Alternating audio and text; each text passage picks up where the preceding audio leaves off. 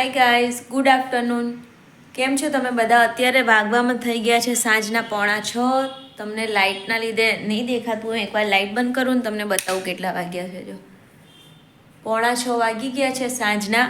અને મારે છે ને, તમે મારો કાલનો વિડીયો જોયો જ હશે. મારે છે ને મારા દિયરના મેરેજ છે, તો પહેલાં મેં મારા પપ્પાને લીધે કંઈ જ નથી કર્યું. તો અત્યારે મારે એટલું કામ ભેગું થઈ ગયું છે, કેમ કે આપણે છોકરીઓને થોડી શોપિંગ પણ હોય અને સગા દિયરના મેરેજ છે, તો એ બધું પણ કરવું પડે. તો મારા અડધા કપડાં તો હજુ છે ને 2-3 દિવસ પછી અમારે ફંક્શન ચાલુ થાય છે, ને તોય મારે અડધા કપડાં એવું છે કે હજુ તો ત્યાં દરજીના ત્યાં પડ્યા છે, બ્યુટિકમાં પડ્યા છે. તો થોડા હું લઈ આવી છું, થોડા ફિટિંગમાં આપ્યા હતા કપડાં ને એ બધું લઈ આવી. મારે એક પર્સ રિપેર કરવાનું હતું, એને હું થોડુંક કરાવી આવી. એ બધું નાના કામ પતાયા. અને હા, આપણે છે ને મારે એક ઘૂઘરો બનાવવાનો છે, જે આપણે અત્યારે નીકળ્યું છે એવું કે ફેરામાં અને ગર્લ્સની બ્રાઇડની એન્ટ્રીમાં ને એમાં બધામાં ઘૂઘરા ને એવું બધું વગાડતા હોય છે. તો મને એવો શોખ હતો અને મારી દેરાણીને બી હતું કે ચલો બનાવીએ એમ. તો હવે એની પાસે તો આટલા જલ્દીમાં એવો ટાઈમ ના હોય, અને તો બહુ જ મારે તો આટલું કામ છે ને તો બહુ જ બધું કામ હોય. તો મેં કીધું ચાલ કંઈ નહીં, હું બનાવી દઉં છું એમ. તો હું એનો સામાન લેવા જાઉં છું અને હું એ લાવીને બનાવીશ. અને હું કેવી રીતે બનાવું છું એ ડિટેલમાં તમને વિડીયો બતાવીશ કે હું આવી રીતે બનાવું છું અને શું બનાવું છું. એનો ફોટો અહીંયા સાઈડમાં મૂકું છું, તમે લોકો જોઈ લો અને કહેજો પછી કેવું લાગ્યું. સાચેમાં છે ને બહુ જ યુનિક, બહુ જ મસ્ત વસ્તુ લાગે છે. મેં ઓનલાઈન જોયું હતું ઇન્સ્ટાગ્રામમાં, અને મને થયું કે ચલો આપણે પણ કંઈક આવું કરીએ. તો હું પણ એના માટે જ કરું છું કે ચલો કંઈક અલગ નવું કરીએ આપણે એમ. તો એટલે બનાવવાની છું. તો સામાન લઈ આવો, અને સામાન લઈને કદાચ આજ તો હવે 7 થઈ ગઈ છે, એટલે રસોઈનો નાનો ટાઈમ થયો છે, એટલે મારાથી પોસિબલ નથી કે હું બનાવી શકું એમ આજે ને આજે. તો હું કદાચ કાલમાં બનાવીશ. તો હું કાલે વિડીયો બનાવીશ અને કન્ટિન્યુ કરીને તમને આ જ વિડીયોમાં પાછળ એડ કરું છું. તમે લોકો જોઈ લેજો કે કેવું લાગ્યું તમને, અને ઘૂઘરો કેવો લાગ્યો એ જરૂરથી કહેજો. અત્યારનું તો આ તો શું જોવાનું છે.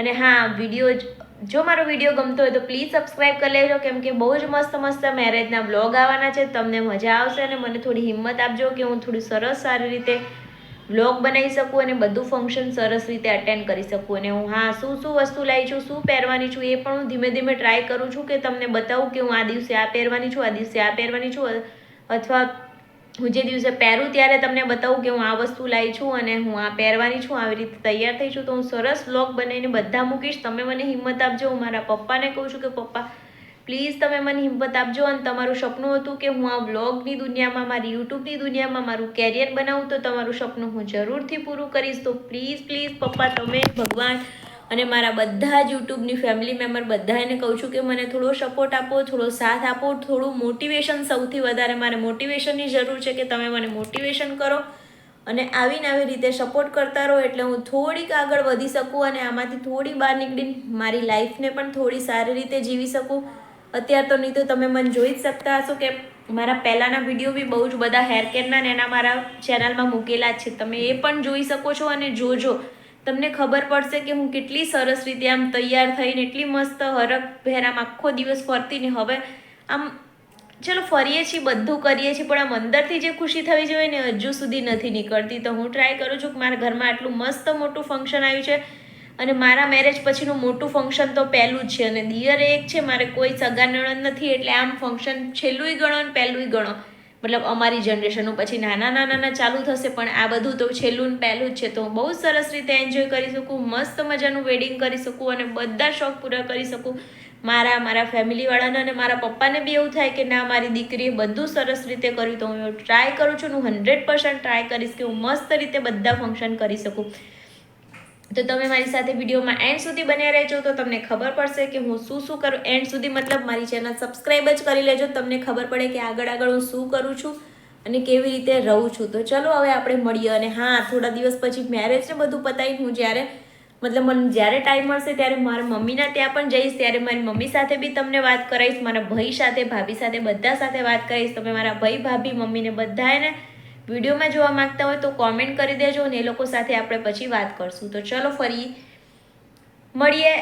મને એવું લાગે છે કે આ વિડીયો થોડો મોટો થઈ જતો હોય તો આપણે બે અલગ પાર્ટમાં કરશું. અને જો આમાં નાનો વિડીયો બનતો હોય તો આપણે પાછળ ઘૂઘરાનો વિડીયો હું એડ કરી દઉં છું. તો મેં કેવી રીતે બનાવ્યો છું ઘૂઘરો એ તમે જોઈ લેજો.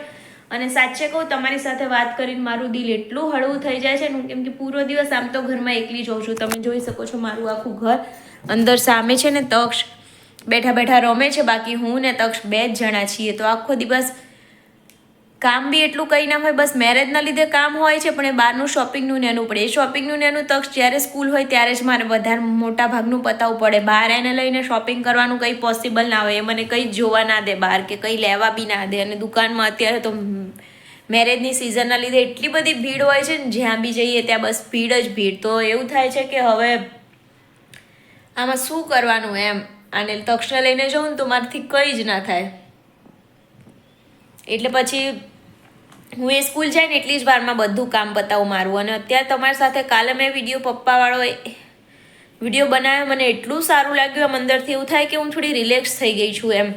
એટલે મને થયું કે ચલો, મેં અત્યાર સુધી હું હિન્દીમાં વિડીયો બનાવતી હતી, પણ ગઈકાલે મેં ગુજરાતીમાં બનાવ્યો છે અને આજે પણ હું ગુજરાતીમાં જ બનાવું છું. અને હું હવે વિચારું છું કે હું આગળના બધા વિડીયો ગુજરાતીમાં જ કન્ટિન્યુ કરું. તો તમે લોકો મને કોમેન્ટ કરીને કહેજો કે મારે ગુજરાતીમાં જ વિડીયો કન્ટિન્યુ કરવા જોઈએ કે પછી હિન્દીમાં વિડીયો કન્ટિન્યુ કરું. તમે જેવી રીતે કહેશો એવી રીતે આપણે વિડીયોને કન્ટિન્યુ કરશું. અને જો અગર હિન્દીવાળા મારા વ્યુઅર્સ હશે જેને હિન્દીમાં જોઈતું હોય, તો આપણે પછી નવી ચેનલ બનાવવી હોય તો નવી પણ બનાવશું. તો મારો એવો વિચાર છે કે હવે હું આગળથી બધા જ બ્લોગ મારા ગુજરાતીમાં ચાલુ કરું અને આખા દિવસમાં હું શું કરું છું એ બધું તમને મારા બ્લોગમાં બતાવું. તો બધું આપણે સરસ મજાનું સાથે મળીને એક ફેમિલી મેમ્બરની જેમ સરસ મજાના એકબીજાને તમે મને સપોર્ટ કરજો, હું તમને સપોર્ટ કરીશ. તમને મારા જે વિડીયો જોવા હોય, મતલબ મારો સપોર્ટ, મતલબ તમારે મારા જેવા વિડીયો જોવા હોય એવા વિડીયો તમને જોવા મળી જશે. તમે કોમેન્ટ કરશો એટલે તમને હું એના આન્સર પણ આપીશ અને એ વિડીયો પણ બનાવીશ. તો પ્લીઝ મને સપોર્ટ કરજો. તો ગાઈઝ, હવે અમારે વેડિંગના લીધે છે ને ડાન્સની પ્રેક્ટિસ કરવા જવાનું છે. તો થોડી બહુ હું ડાન્સની પ્રેક્ટિસ કરવા જાઉં છું. એ વિડીયો છે ને હું તમારા અહીંયા મૂકું છું, તો તમે જોઈ લો.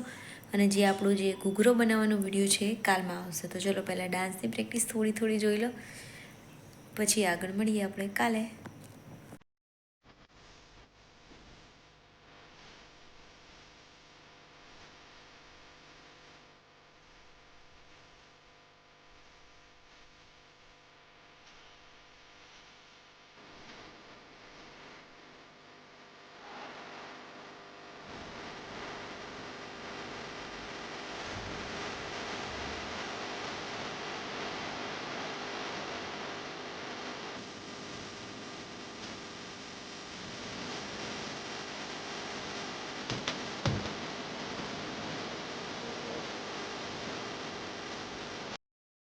તો ગાઈઝ, ડાન્સની પ્રેક્ટિસ કરીને ઘરે આવી ગયા છીએ અને હવે છે ને બીજો એક ડાન્સ છે એની પ્રેક્ટિસ મારે થોડી કરવાની છે. એની પ્રેક્ટિસ હું કરી લઉં. અને હા, પૂરો ડાન્સ તમને નથી બતાવતી. એનું મેઇન કારણ છે કે ત્યારે જ્યારે કરવાનો છે સંગીત સંધ્યામાં ત્યારે થોડીક સરપ્રાઈઝ નહીં રહે એના માટે, કેમ કે મારા બ્લોગ બધા મારા ફેમિલીવાળા જોવે છે.